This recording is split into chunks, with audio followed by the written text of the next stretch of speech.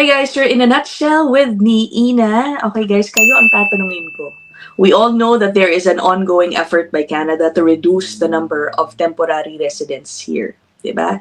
Paulit-ulit natin pinag-uusapan yan dito. Binabawasan ang mga international students, pati ang mga temporary foreign worker.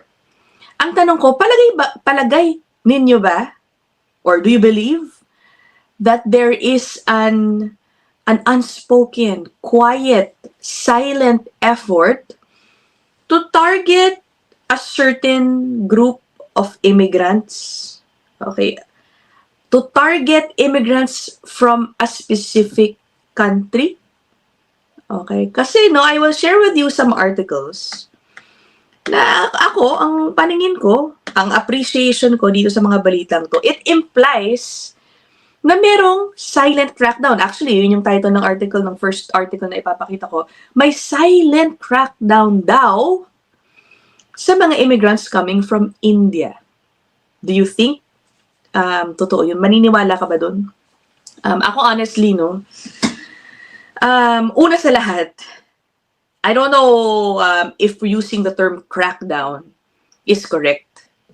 Kasi to me, the term crackdown implies a wrongdoing, okay, on their end. Eh kung ang pinag-uusapan lang naman natin ay paghihigpit dahil nga gusto nilang bawasan ang populasyon ng temporary residents, naghihigpit sila sa screening ng applications. It's becoming more competitive. I don't know if that would qualify as a crackdown on immigrants in general even. Diba? Okay, second point. Kailangan natin makakita ng data, di ba? Kung sinasabi nilang may silent crackdown on them, we need data to back that up. Anyway, sige, puntahan na nga muna natin itong unang article na ipapakita ko sa inyo. No? Nag-umpisa po yan dito.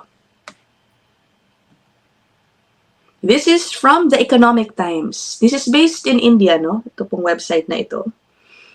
Ang title, Canada's Silent Crackdown. Why Indian Migrants Are Suddenly Losing Work Permits. Sila lang ba ang nawawala ng work permits? Sa totoo lang hindi, no? Diyos ko. Alam natin, ang dami po nating kababayang Pilipino na kasalukuyang problemado dahil hindi nga rin po ni-renew halimbawa ang kontrata nila. So, hindi nila ma-extend ang work permits nila. Ang dami pong nauubusan ng oras sa tagal ng processing time. Baka kailangan mo nang umuwi. Actually, ang dami na rin pong umuwi.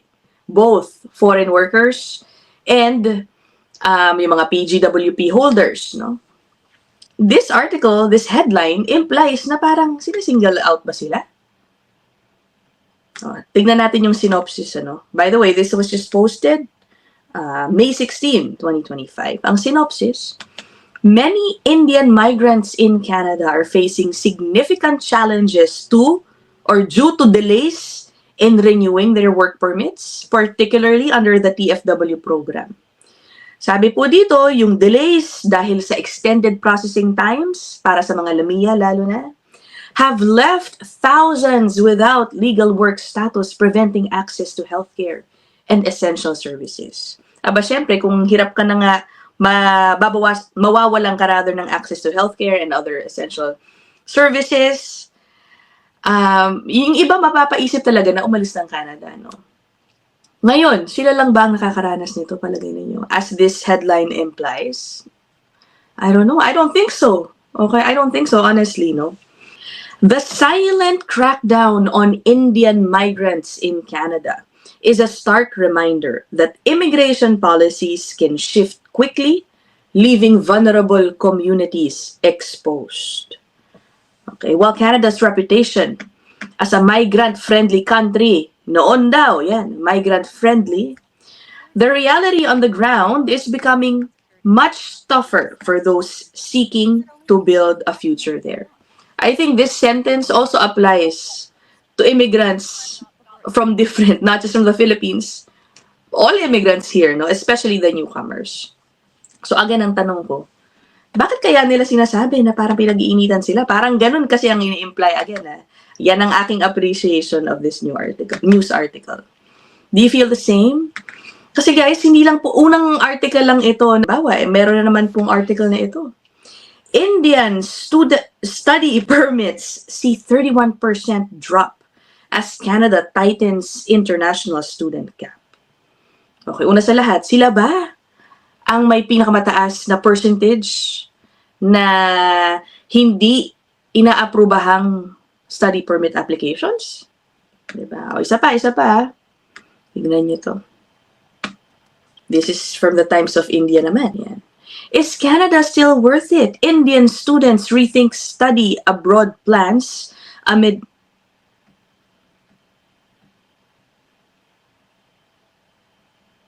Yan, ito naman, galing sa Times of India. Is Canada still worth it?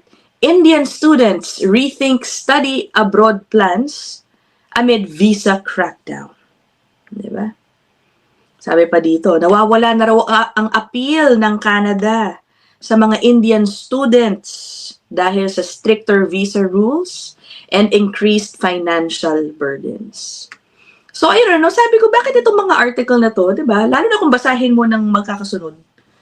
It implies that Canada is going after them. Although, okay, hindi ko i-deny, alam nyo, meron po talagang mga reports here, sometime last year, wherein Canadian officials mismo ang nagsasalita na kung pagbabatayan daw po ang datos, karamihan ng fraud na nangyayari dito po sa immigration ng Canada.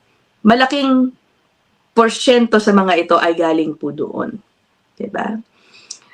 On social media, marami po ang, kumbaga, mas may maiinit, passionate na sentiments towards all the fraud that is happening.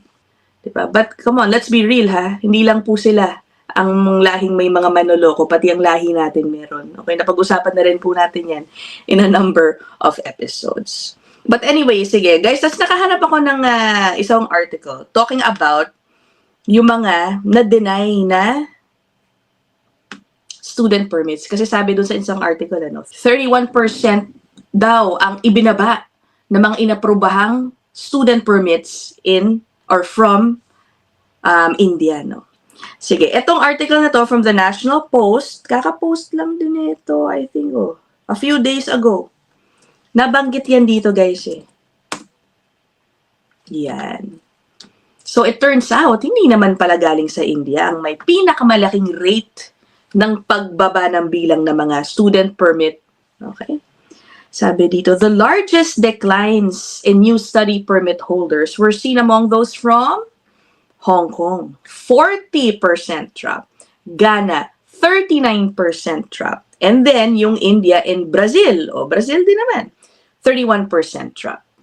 I think though, kasi ang issue dito, yung 31%, let's say in Brazil at 31% sa India, malayo ang bilang na yan. Okay, pero what do you expect? Ang laki po kasi talaga ng Indian population here in Canada. Obviously, marami din po sa kanila. Yung mga nandito na yung kamag-anak, siguro gustong sumunod rin dito. Marami na silang kakilala dito. Kaya inevitably, mas maraming bilang, yung whole number, ang affected. Pero kung titignan nyo po yan, sa ratio, sa population ratio, ayun, lamang pa ang Hong Kong at Ghana doon sa nakitaan ng pagbaba, significant drop in approvals for student permit applications. I will keep this episode, again, short. Yun lang, curious lang ako, no? Do you feel that perhaps there is a silent crackdown on these groups, on this group of migrants? Diba? Keep your comments respectful. Okay, sige, abangan ko po ang inyong mga sasabihin dyan sa comment section. I'll end this episode here. I'll see you guys in the next one. Bye!